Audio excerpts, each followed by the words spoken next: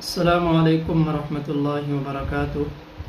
آج کے درس میں ہم نون قطنی کے متعلق پڑھیں گے۔ نون قطنی ایک چھوٹا سا نون ہوتا ہے جو قرآن پاک میں بعض الفاظ کے نیچے چھوٹا سا کر کے لکھا ہوتا ہے، اور اس نون کو پڑھنے کا انداز، طریقہ وہ کیسے ہے، آج ہم اس کو ڈسکس کرتے ہیں۔ شروع کرتے ہیں نون قطنی۔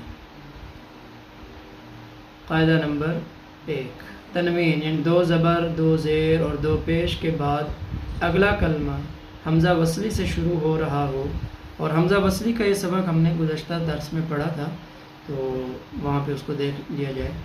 حمزہ وصلی سے شروع ہو رہا ہو تو دونوں کلموں کو ملا کر پڑھنے کی صورت میں تنوین کی دو حرکتوں میں سے ایک حرکت کو زیر والا نون بنا کر حمزہ کی جگہ اس نون کو پڑھیں گے، اور اس نون کا نام نون قطنی رکھا گیا ہے، جیسے عزیرن ابن ہے، تو تنوین ہے، دو پیش ہیں، دو پیش کے بعد حمزہ وصلی آ رہا ہے۔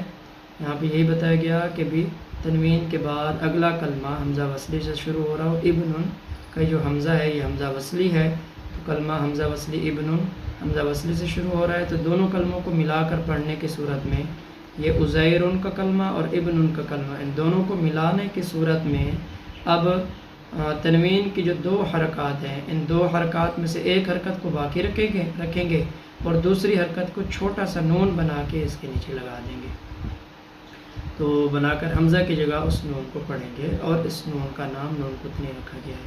ٹھیک ہے، یہ عزیرن ابن ہے۔ تو جب ہم ملایا ہم نے دونوں کلموں کو، تو عزیرو ایک کلمے پیش ایک کو باقی رکھا، دوسری پیش کو چھوٹا سا نون بنا کے نیچے لگا دیا، عزیرو نبنو بن گیا۔ قرآن پاک میں بھی اسی طرح چھوٹا سا نون بنا کر ڈالا ہوتا ہے، تو اس نون کو نون قطنی کہتے ہیں۔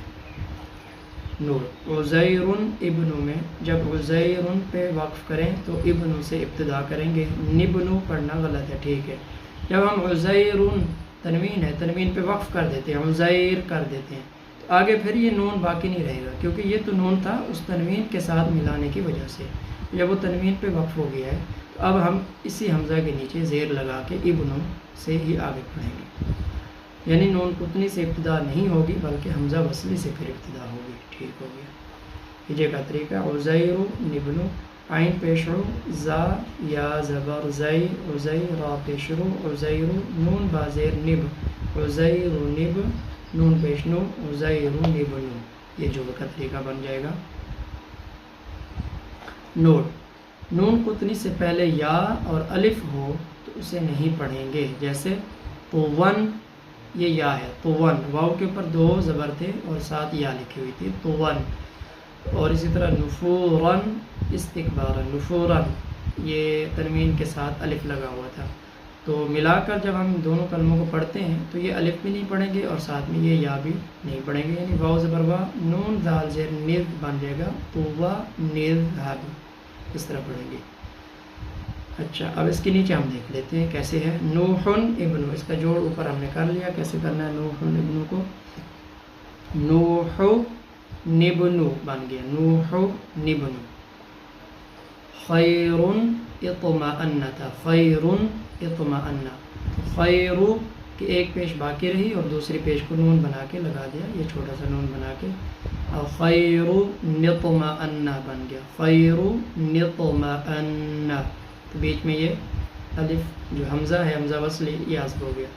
اگر ہم خیر پہ وقف کر دیتے پھر حمزہ کے نیچے ہم زیر لگا دیں گے، اطمئن بن جائے گا، اور اس کا قاعدہ وہی ہے کہ حمزہ کے بعد لام کا حرف نہ ہو تو حمزہ کے ساتھ اس ساکن حرف کے ساتھ والے حرف کو دیکھیں گے جو اس کی حرکت ہوگی، اگر زبر یا زیر ہو تو حمزہ کے نیچے زیر لگائیں گے، اگر تیسرے حرف کو پیش ہو تو حمزہ پہ پیش لگا دیں گے۔ یہاں زبر ہے تو اس لیے ملاتے ہوئے پھر ہم کر دیں گے اطمأن، اطمأن، ملائیں گے، ملا کر پڑھیں گے خیر نطمأن۔ ٹھیک ہو گیا۔ مصباح، المصباح تھا، مصباح المصباح، جب دونوں کلموں کو ملایا، تنوین تھی، آگے حمزہ وصلی تھا، دونوں کو ملایا تو ایک حرکت باقی رہی، دوسری حرکت کو چھوٹا سا نون بنا کے لگا دیا اور حمزہ وصلی حذف ہو گیا، بن گیا مصباح نیل مصباح۔ ٹھیک ہے، مصباح نیل مصباح، یہ چھوٹا سا نون بنا دیا، اسی نون کا نام نون قطنی رکھا ہوا ہے۔ آگے اسی طرح نوحن ہے، المرسلین ہے، دو زیر آ گئی. اب دو زیر میں سے ایک زیر کو باقی رکھا اور ایک زیر کو چھوٹا سا نون بنا کے حمزہ کو حذف کرتے ہوئے نون یہاں پہ لگا دیا. نوحین المرسلین تھا, جب ملا کے پڑھا تو نوحین المرسلین بن گیا. نوح پہ وقف کریں اور الف لام سے پڑھنا چاہیں تو الف کے اوپر زبر لگا کے, یعنی حمزہ کے وصلی کے اوپر زبر لگا کر پڑھیں گے. اور اگر دونوں کلموں کو ملا کر پڑھتے ہیں تو پھر یہاں پہ ایک حرکت کو باقی رکھتے ہوئے دوسری حرکت کو چھوٹا سا نون دے دیں گے, چھوٹا سا نون لگا کے زیر لگا دیں گے. نوحین المرسلین بن جائے گا یہ, نوحین المرسلین.